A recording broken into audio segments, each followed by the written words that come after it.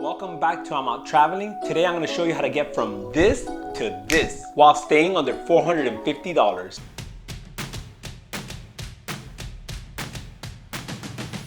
One of the things that sets your YouTube channel apart from the rest is lighting and audio. With that being said, I decided to create this video on how to obtain a quality product all under $450. But before we get started, let me show you how I got started on YouTube. Check this video out. Now to North Shore. Now I know I called this the top 7 things to do, but I'm about to throw 3. Right, enough of that. You want to see something worse? Check this one out. Thanks for tuning in. I appreciate all the support you guys have given me and my channel. On this adventure, enough with the torture. Hopefully you can see and hear the difference in quality. Now, let's jump in. You'll notice I have this GoPro set up right here with an external mic on a vlogging setup. Audio is important no matter what camera it is, even GoPros. So with that being said, I decided to create a video on having the mic on or off on the GoPro. Click the link above to check that video out. Now let's jump into lighting. The best free light you can find in the market right now is natural light. However, there's one problem with it. Unless you're recording a quick short video, I don't recommend it.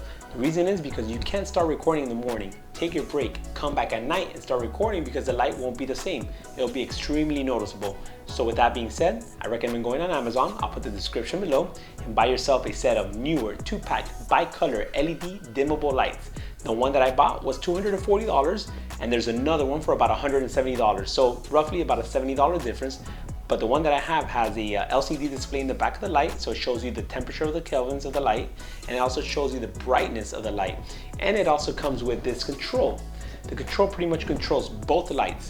One light is my fill light, which is back here, and one light is the key light. The key light pretty much gives you the main subject, all the light, and the fill light pretty much fills in the shadows of the subject. So I turn it on. I have it set to channel 1 and channel 2. With channel 1, I'm going to pretty much dim the light, and you can control it from control. As you can see, it's off now. Brighten it up again. Not only can you control the brightness of it, but you can also control the kelvins on it. Kelvins pretty much make it warmer or colder. So right now I have it at 4,400 kelvins, and then I can pretty much make it warmer by cranking it down to about 3,200 kelvins, and also can go up to about 5,600. So you get this warm glowing color right now. I'm gonna crank it back up to 4,400 because that's the medium that I like it at. And that's not too noticeable because that's the fill light. Let's go to the key light where you'll be able to notice it big time here. So I'm gonna go to channel 2 and I'm going to bring the Kelvin temperature down. I'm gonna give it an orange color. So here we are, bringing it down from 4,400 going down to 3,200. So you can see this warm glow on me. And I'm gonna crank it all the way up to about 5,600 Kelvin.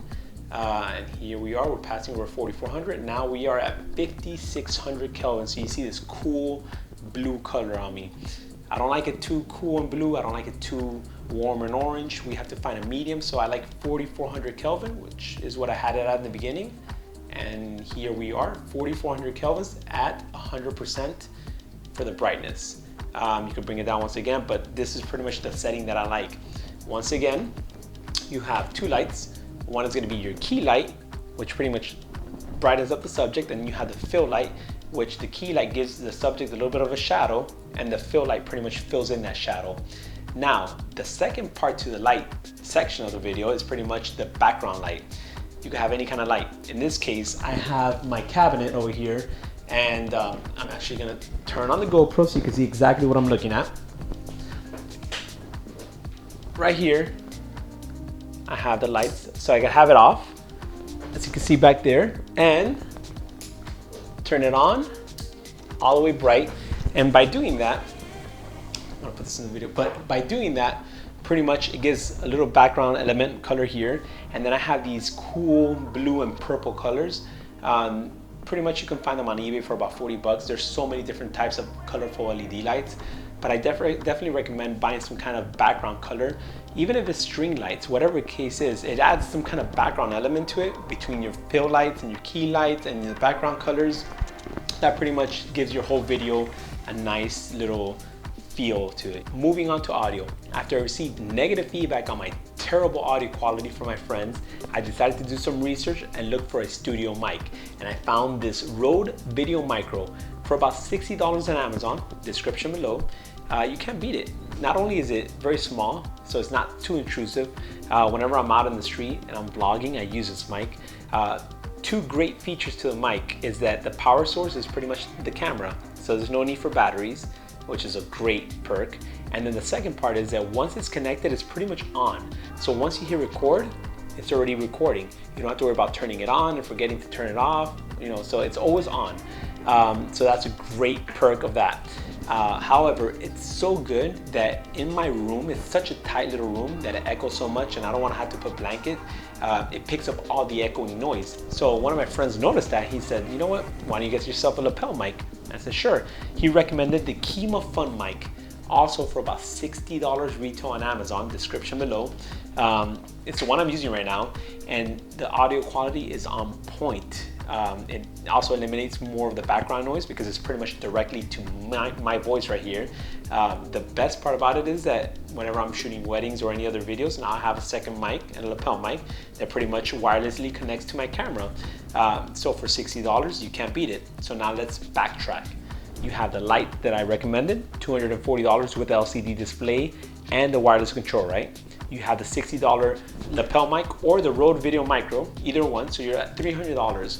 Now, let's add some background lights. You have the colorful LED lights. So let's add $100. If you want to be a little bit splurgy, make it $150. You're up to $400 to $450 for a setup like this. Not bad for a beginner, not bad for a budget setup. If you have a cheaper setup, let me know. But to me, this setup right here, it's a pretty quality driven setup. For $450, you can't beat it, especially if you're trying to make YouTube something serious. I recommend you spend a little bit. Sure, there are a lot of great lights out there, better mics out there, but once again, this is a setup for a budget-friendly setup at home. So hopefully this video was helpful, that you guys liked it. Do me a favor, smash that penguin, hit like, and ring that bell to stay up to date with all our videos. See you guys on the next one.